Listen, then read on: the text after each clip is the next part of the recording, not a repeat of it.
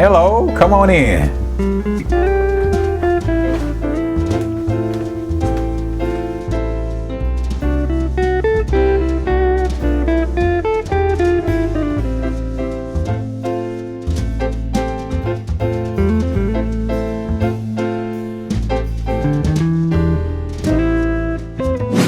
Mr. Gatewood, tell us, how did you become interested in art or drawing, and what age were you? My earliest recollection was at the age of 6.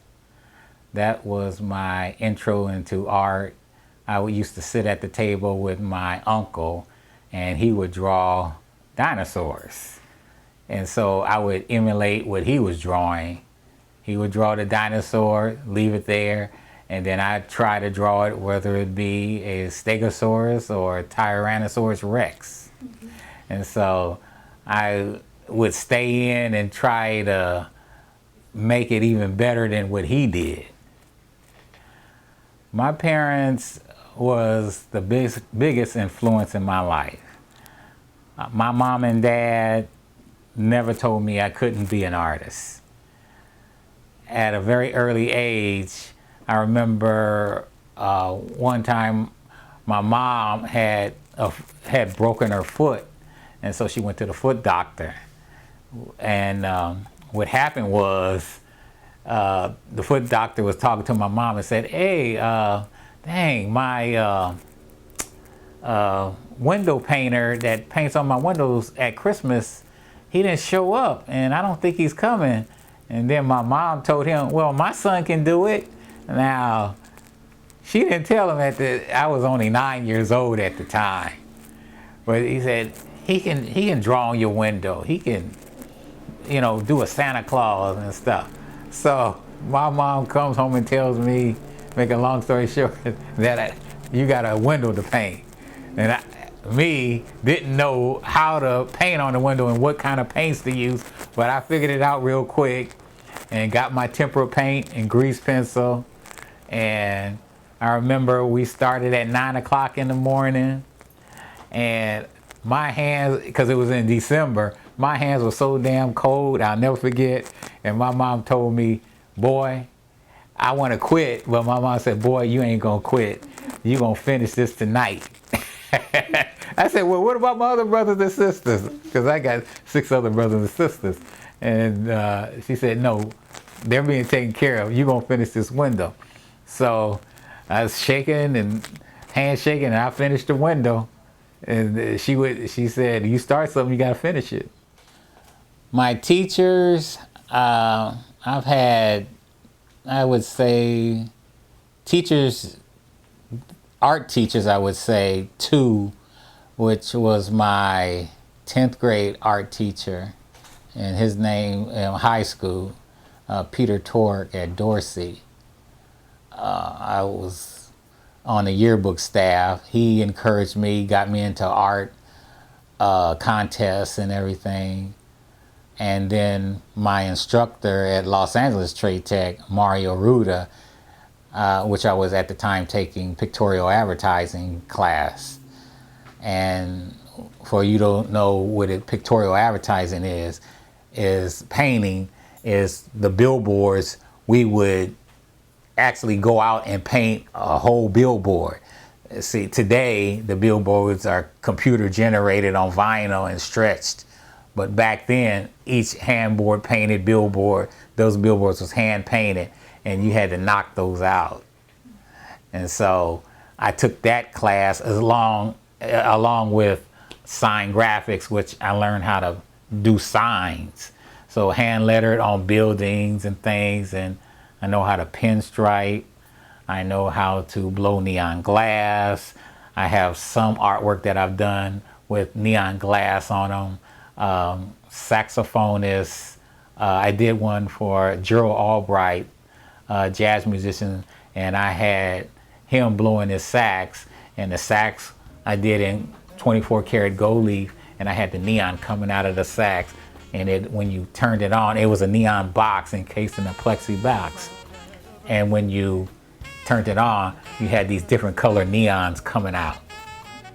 My mentors, the artists that I most admire, are One is Paul Goodnight, African American artist, great artist. Two, Joseph Holston. Both of those men taught me a lot coming up in publishing and how to exhibit your work. And third, Charles Bibbs is another one. I've done collaborations, 2 collaborations with, I call him Uncle Charles. And he has been a great supporter of mine, and I've learned a lot from him, and I try to follow in his footsteps. And the other, and I called her my grandma, and I miss her dearly, especially at the shows, and her name is Annie Lee. She was a, how I would want to put this, she knew how to promote her art. And she came out with these figurines. She would come out with so many different little things that if you couldn't afford the higher end, she had that. And I learned that looking at her and what she did. I started at first, when I got out of college and I was looking for a job, I got a sign job because I went to school for sign graphics. So while I was, I finally found a job, and it was at a company, a sign company here in LA, and it's called AAA Flag and Banner, which I learned a lot there. I was a layout and design guy, and one of my best experiences was the 1984 Olympics, where they got the contract to do all of the signage for the Olympics back then. And I had one of the best times of my life going out installing and everything. And I learned a lot of business practices from, I would watch what they did. The owner, his name was Howard First, and how he ran the business and how he conducted himself and how he made deals. He was a deal maker. And I really admired that about him, how he would get these huge projects, and he had all these different sign shops. But then I went off into, I would do shows on the side as well. I would do festivals here in the city. The more festivals I did, the more my art started selling, and I started learning about the art business. But I come to find out, back then when you were doing prints, which were lithographs and serigraphs, I couldn't afford to do a serigraphs because they cost thousands and thousands of dollars. But I had one friend that he believed in me, and his name was Anthony McDonald, and he loaned me the money to do my first prints. And I had did Sleeping Beauties was one, was a mother and child. 2, the other one I did was Dominique the Clown, which was one of my friend's daughters, a little girl that I drew with a clown, with the makeup on her face as a clown. And so I started selling those prints, and I started going to local shows and I started selling the prints, because when you do a print, you don't know if it's going to sell. And I have a friend that he's a great attorney. He's helped me many a times get out of sticky situations, and I've known him for over 25 plus years. It's Joe Porter, and he's helped me navigate the minefield, you would say, in protecting your rights in the art industry. But he told me this. He said, Kenny, the art industry is just like the music industry. It's all about percentages and what you gonna give up. Now, if you own everything, you don't have to give up anything. So I learned that from Charles. And printing, You doing your own print. You in control of your own merchandise.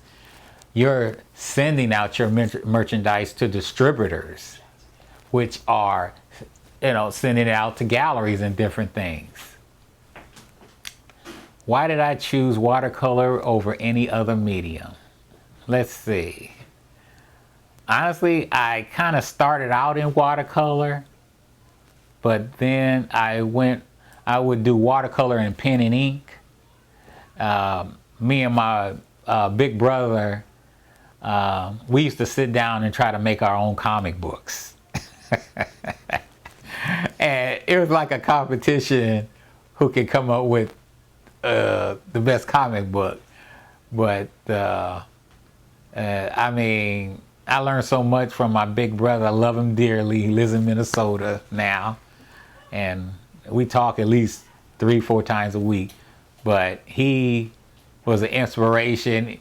He would sit down there, and he's a pretty good artist in his own right now. He's a heck of a designer of clothing. But with him, we would sit up there and make our own characters up, superheroes and things. And I just love that. I remember those days like it was yesterday. How I incorporated magazine articles and newspapers in my paintings. I have one friend, and he told me, his name is Michael Burton, he told me one time, he said, Kenny, you paint a lot of pretty pictures, but sometimes you gotta say something. You gotta say something with those pictures. And he wanted me to have more of a social consciousness. We always argued back and forth. I said, I'm trying to make some money. He said, but you can make money and tell a story as well. And so, God rest his soul, I started collecting. And I already amassed a great African-American book collection.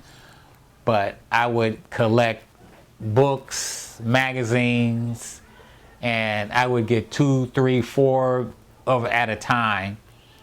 Like I just finished a piece on the women of the Black Panthers. And this piece, some might like it, some do like it.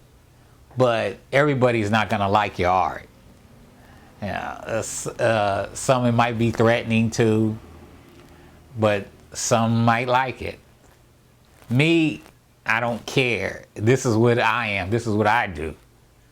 And the magazine and articles that I use in my paintings, the series that I'm doing is called Art History. So you learn about the history of the African American. And I have a piece that I've done, it's called Children of the Holocaust. Because all the kids that you see in my paintings are not made up. These are real children in the paintings. They're friends, family, people that I've met at shows that they've given me photographs to use their children, and vice versa. I love what I do. I'm really excited when I do a piece. Every piece is not going to be a hit. It's like some pieces are hit records. You got platinum, you got gold, you got others. That's what the art market is with different pieces. They appeal to different people. And my edition sizes are not very large anymore. I think the most I did in an edition size was 2,000. That was for a piece I did with Major League Baseball when Cal Ripken broke the record for most games played. Other than that, my editions, they stay under 200, 300, like that. And some are like 525 in edition. Who are some of my past and present clients? Whew, I got a list.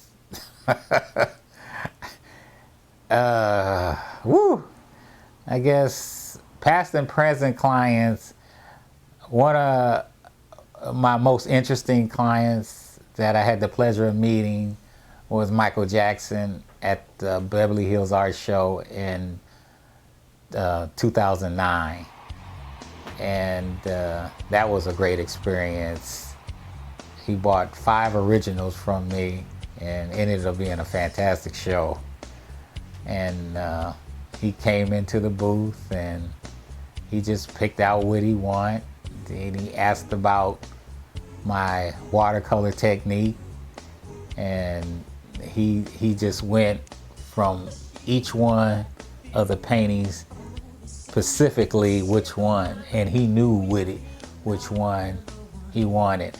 Me, I would have never thought he would have picked out the ones. Well, there's only one that I would have thought he would have picked out, which it was the biggest one. It was called All God's Children, and it has 6 different nationalities of my friends' kids in the piece, and he definitely chose that one. And then the other one was called Through It All, a little boy in Haiti that was looking through the weeds and peering out. And he asked me, he says, "Tell me about this piece." And I said, well, this is a young man in Haiti, and they were doing inoculations in Haiti, and the line of children were lined up, and he was kind of hiding because I don't think he wanted to get an inoculation in the arm, well, get a shot, what I would say, in his arm. And he was just holding out, and he was peering out of the weeds. And, that, like I told him, I said, that's what he was doing. And so he said, oh, okay. So he ended up, we worked on a deal, and he ended up purchasing the 5. And I had went out of town, and this was the funny thing. I got a call from his assistant, and it was about almost 12 midnight. And I can hear Michael in the back and saying, well, ask him, when is he going to deliver the pictures? When is he going to deliver the pictures? And I said, I told him, I just got back in town. I'm going to deliver the pictures on Tuesday. And so I set up a time to deliver the pictures. And what happened was, I said, boy, I need somebody to help me to get these pieces out of the van. So I called up one of my friends and said, hey, I didn't tell him where we were going or anything. I just told him, I said, hey, I got a delivery. You want to make a quick $100? All you have to do is carry 5 pieces out of the van or help me. So he said, oh, sure. So we go up to the house. It buzzes in. He's driving the van. He says, oh, Mr. Jackson's, he's expecting you. And then my buddy looks at me, he says, huh? He says, wait a minute. He said, wait, who, Mr. Jackson? So Michael peeks out, and then my buddy says, wait a minute, are you sure? Hey, wait a minute. That's the real Michael? I said, yeah, that's Michael. Oh man, you didn't have to pay me. I would have did this free.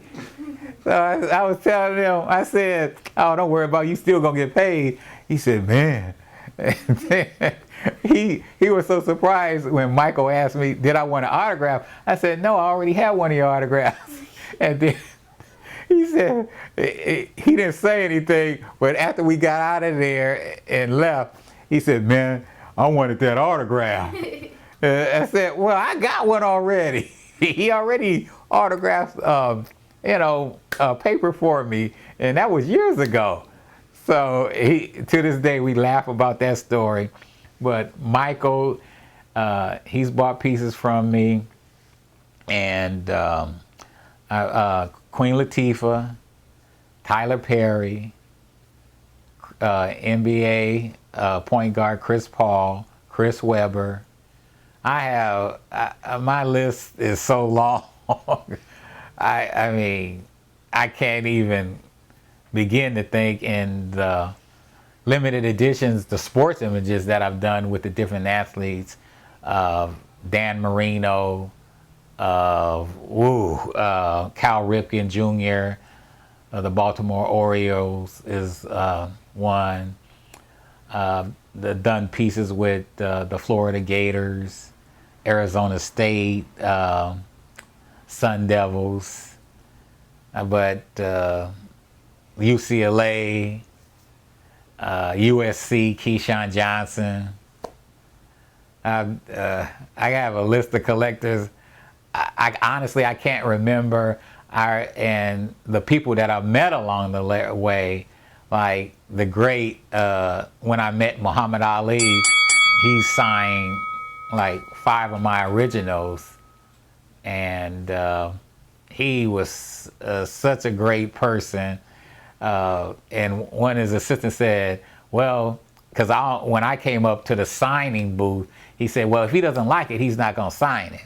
And I did a baby Ali, and so he brings the piece to Ali and shows him. He said, oh, I love this. He said, I love this. And so as I'm coming up to shake his hand, he gets up. I said, oh, champ, no, you don't have to get up. He wasn't gonna sit down and shake my hand. He got up to shake my hand. And I mean, I have little hands, and he just swallowed my hand with that paw. But I always remember that he was one of the nicest guys that I've ever met. And another one that I met was Jack Nicklaus. He gave me a tour. He's a golfer, Hall of Fame golfer, and he gave me a tour of how his facility, how he makes, designs golf courses. And I was in awe of that, and I couldn't believe. I mean, on a golf course, he's an assassin, and this is the other side of him, and he is so proud. And he was showing me the different elevations, how they build it. Because I remember when I went down there, they were building golf course for the Sultan of Brunei, and I said, isn't it a lot of sand? We shipped a lot of sod there. I said, okay. What were my proudest moments? I say my proudest moments, I have 2, and they involve my mother and father. My first gallery show in 1991, I had my first gallery show in Beverly Hills, and my mom got to see my first gallery show, and I'll always remember that, the look on her face, and she said, that's my baby, and he's doing it. And the other was my dad. My dad would say, I want this picture. And my dad he never asked for anything. And I said, okay, you got it. And he loved John Lee Hooker, the blues singer. And I had did an original, no prints or nothing on it. And he loved that piece. And I said, here, Dad, Happy Father's Day. And those were my proudest moments, when my dad asked for a painting that he really wanted, and my mom seeing my first gallery opening show. Some of the current projects I'm now working on are, since this COVID-19, I'm being quarantined, and I've been painting my tail off. And I have a piece that I've just finished on the women of the Black Panthers, and a piece that I am finishing up which I don't even have a title for, but I have a young little girl with her hand on her chin and she's looking up, and I have a silhouette of a black woman and she's looking up to black women, and I have all of these cutout faces of the women I most admire that have made a difference in my life for me in the painting. And it's over 40 some women, and it's a collage of all these different women: Maya Angelou, Shirley Chisholm, Michelle Obama's in there. But I have a lot, Aretha Franklin. There are a lot of women that I admire, and this is a tribute to them, this piece. And then I'm going over to, I have a little boy that I did, and the little boy in the piece, he is one of my art students. I teach at 54th Street School in Los Angeles, an art program on the weekend, on Fridays only. And my little model for this piece, his name is Sonny, and I have all of the men, black men throughout history that have made a difference on that piece, and it's like over 56 men that are in this piece that I'm doing with the little boy named Sonny in the piece. If you want to be an artist, you got to want to be an artist. You got to practice. You got to ask questions, because I didn't get to this stage with not asking questions and asking people. Yeah, sometimes people are not going to give you the right answers. They're going to say, well, some think, well, I went a hard road, so why don't you go? You take the bumpy road. I wouldn't put another artist through that, what I had to go through in being an artist, being the artist I am today, because I had a lot of bumps and bruises, and I had to learn the hard way. But those are the trials and tribulations of being an artist.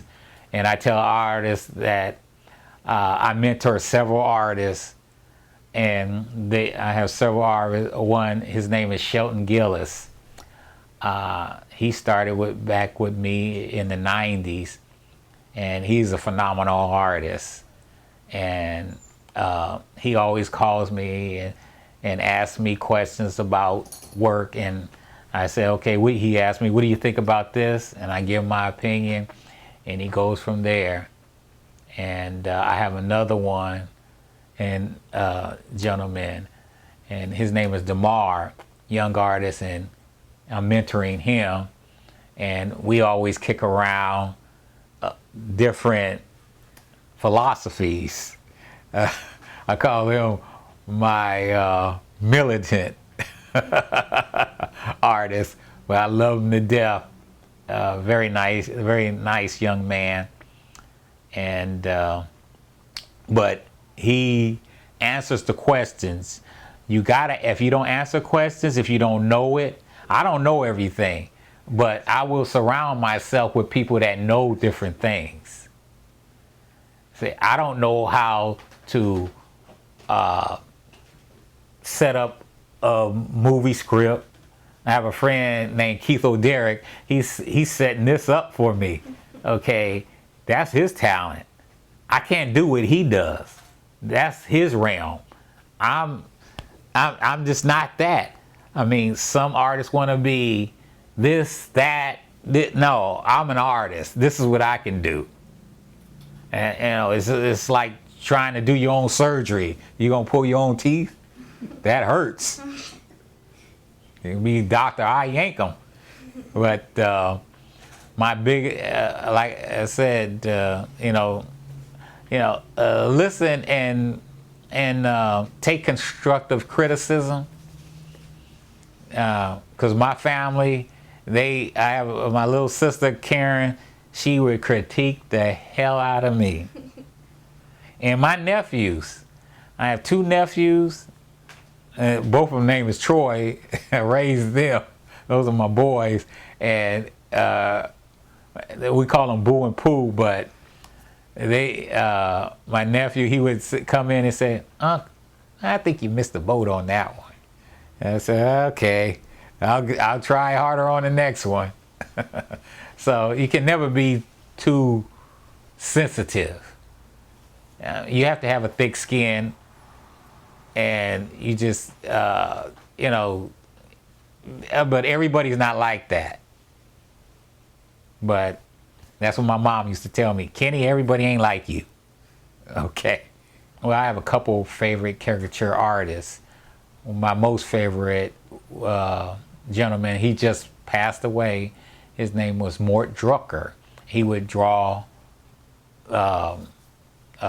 cartoons for Mad Magazine and stuff. And I would love how he did his caricatures. And caricatures, you have something like, if you have a large nose, they enhance it. If you have big lips, they enhance it. You have ears like Clark Gable, you enhance them. But I used to do a lot of caricature art when I was in school.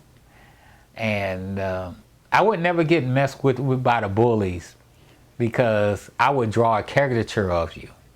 And if you had a big nose, I would draw that. And I would draw, like, I had one friend, he was talking a lot of quack, quack, smack.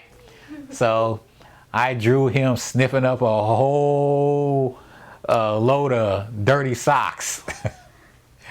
and one of my friends, we called him Stinky. And so I drew him with big feet with corns popping off. And it was like, corns from popcorn. And he had jugs of popcorn, and the corns were popping off his toes into the thing. And he said, "Well, I got movie popcorn tonight." So, I mean, that's my caricature art, and I do political art. And some people don't like political art, but I love political art. There are a lot of different things that I do still, but my passion are kids. Oh, how would I like to be remembered? I did it my way. And it might not have been good at all times, but after I did it this way, but in your way, you got to listen to people. I tell you that, because I don't know everything, you don't know everything. But all I can say is I enjoy what I do. I know I'm gifted. At one time, I almost lost my gift.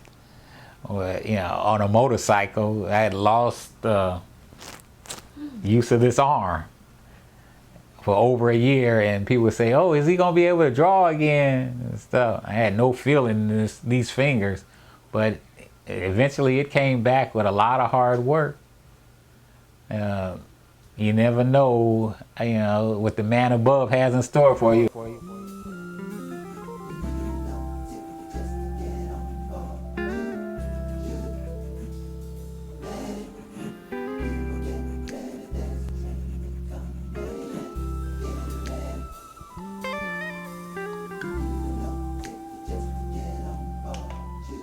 Done.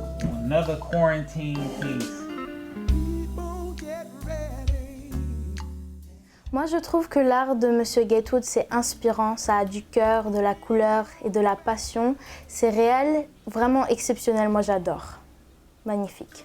All you need is faith.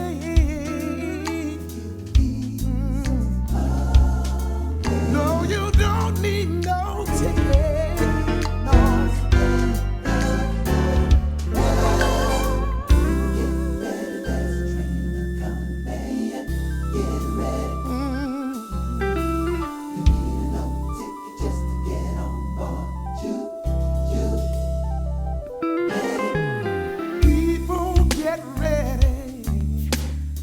Train to Jordan, picking up passengers from coast to coast. Faith is the key. Open the door.